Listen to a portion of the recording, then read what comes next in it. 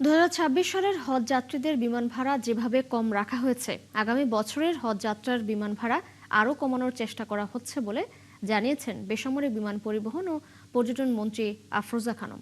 সন্ধ্যায় চীনমৈত্রী সম্মেলন কেন্দ্রে 3 দিনব্যাপী জাতীয় পর্যায়ে হজ ও উমরাহ ফেয়ার এর শেষ দিনে অংশ নিয়ে মন্ত্রী এই মন্তব্য করেন।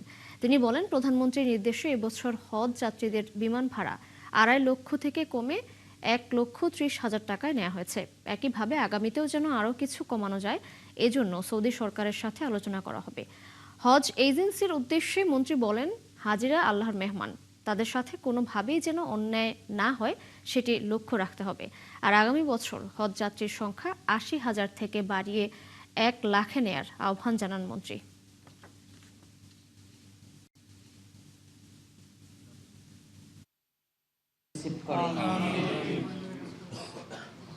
আজকে এই যে পবিত্র হজ নিয়ে আমরা আলাপ করতে এসেছি।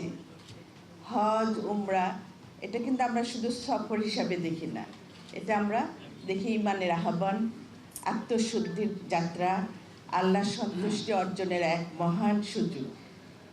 তাই এই আজকে এই যে পবিত্র হজ নিয়ে আমরা আলাপ করতে এসেছি।